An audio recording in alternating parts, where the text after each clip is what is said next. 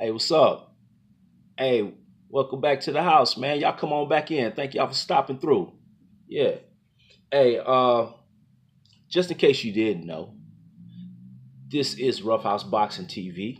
I am that boy Box, and this is another edition of Word Around the House. All right. Now today, word around the house is that boy Terrence Crawford G checks Danny Garcia via Twitter. Okay. Yeah. Getting getting kind of spicy up in there. That's what it is. But let's see. And I believe it all stemmed from an interview that was posted yesterday on the Boxing Voice. Shout out to that boy Ness over there at the Boxing Voice. But he did an interview with Danny and Angel Garcia, and they were talking about the back and forth that Errol Spence and Terrence Crawford were having and saying, who owns what side of the street and who owns the block and this and that. And I think Danny and Angel kind of took a little offense to that. And they were saying, how can you own the block? Who have you fought? Things like that. And Ness was posing it to them like I believe Terrence Crawford was saying in terms of talent. He owns the division. He runs the block. And Angel replied, what talent? Okay. But while that was going on, you could see early in the interview that Danny was like trying to get out of the conversation by like, saying like, man, you know what? I don't even care about any of that. I don't care about none of that, and you know, basically saying, you know what, skip that, on to the next question, whatever, whatever. But Angel kept it going, and then they started to talk about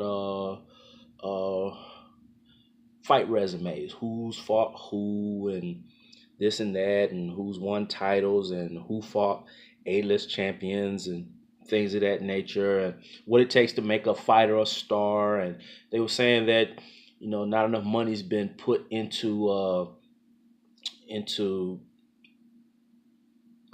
Crawford's brand outside of the ring to make him more recognizable and a bigger star. He needs more media attention.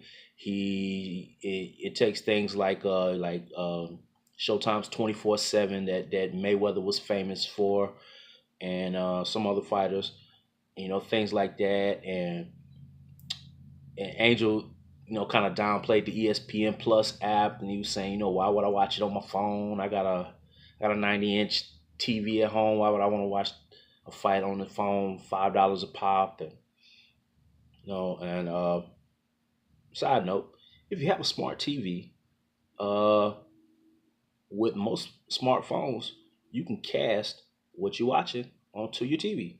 That's you know just a little side point. But anyway, I digress. But yeah.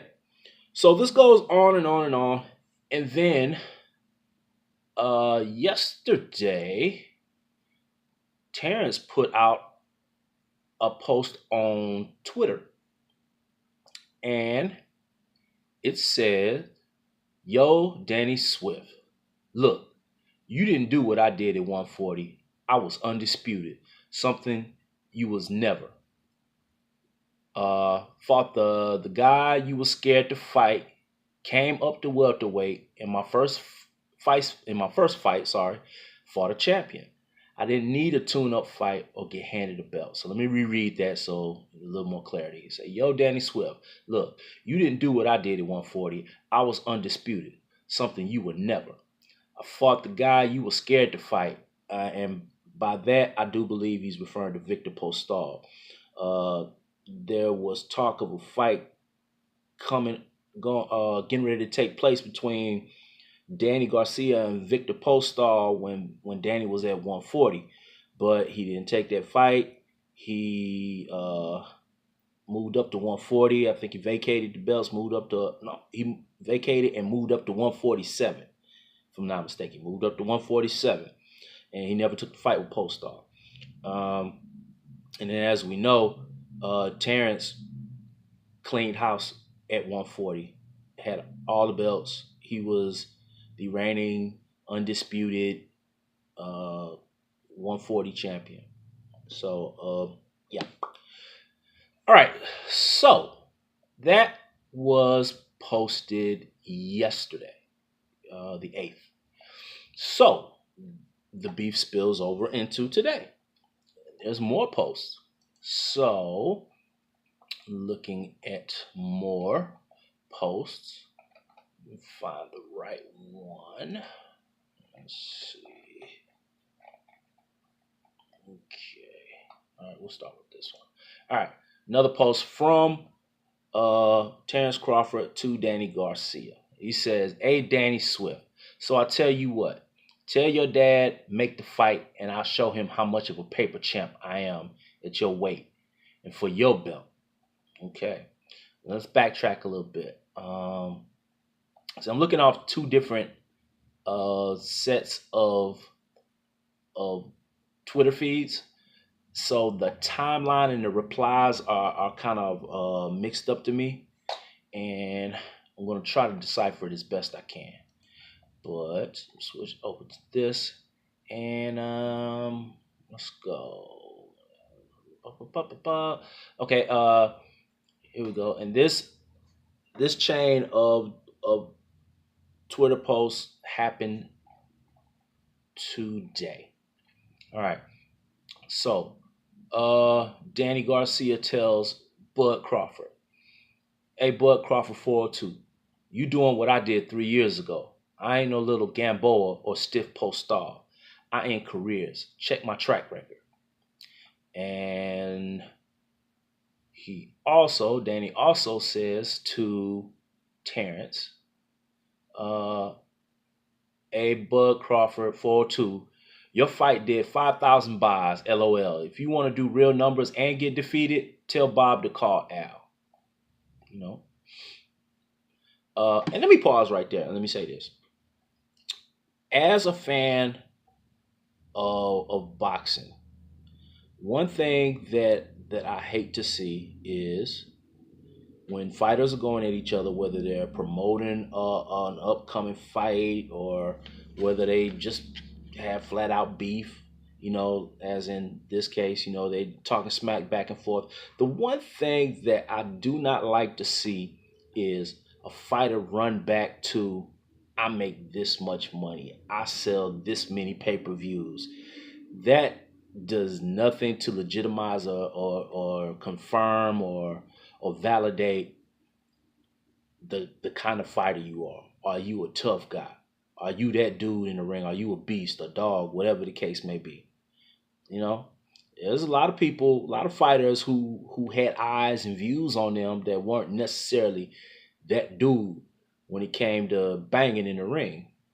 So I just really hate to see that, and we saw that a lot with the Wilder Joshua saga when it went on.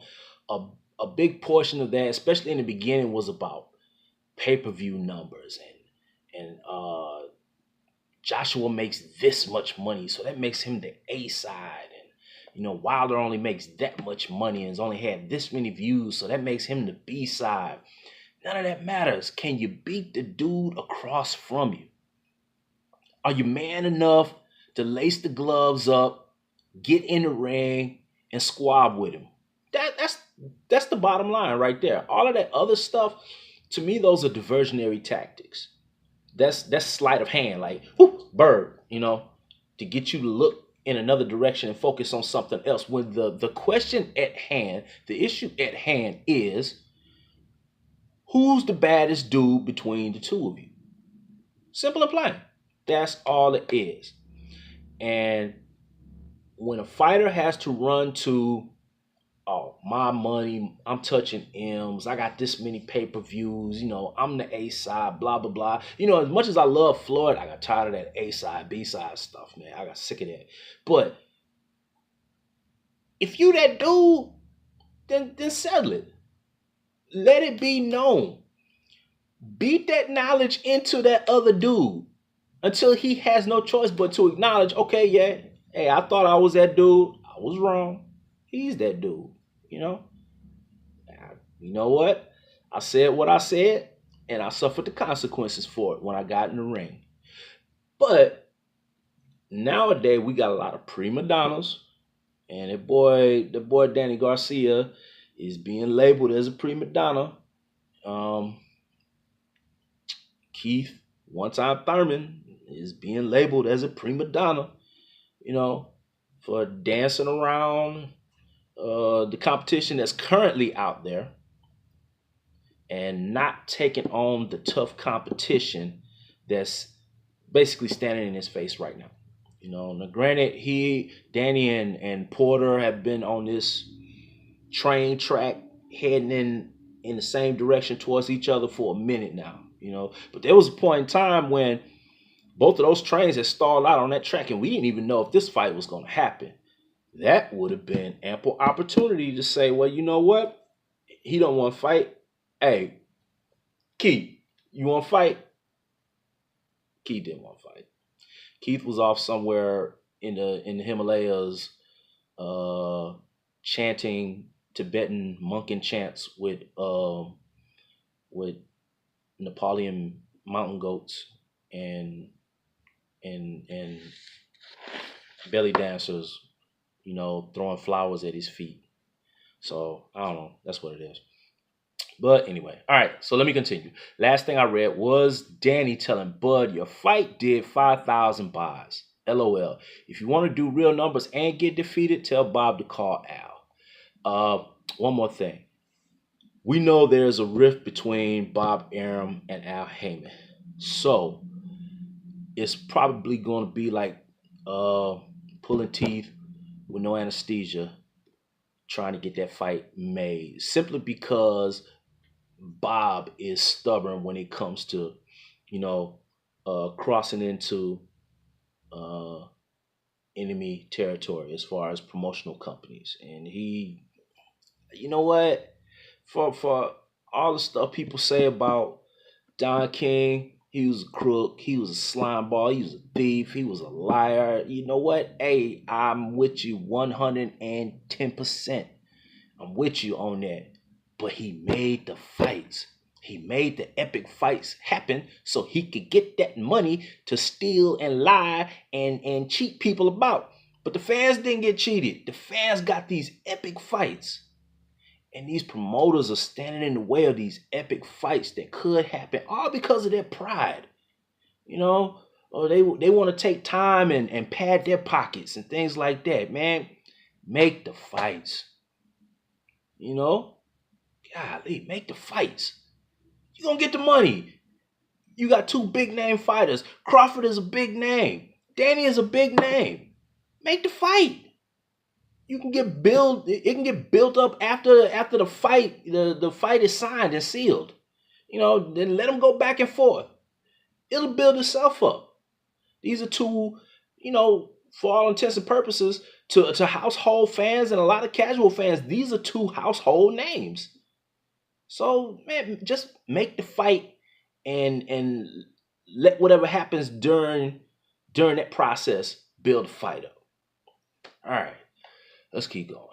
All right, Terrence then replied to Danny Garcia and said, "Your dad said I'm a made up champion for beating the guy y'all was scared to fight," with a bunch of laughing emojis.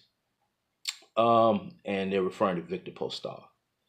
And Terrence Crawford also said, "Hey, Danny Swift, so I tell you what, tell your dad make the fight and I'll show him how much of a paper champ I am at your weight and for your belt."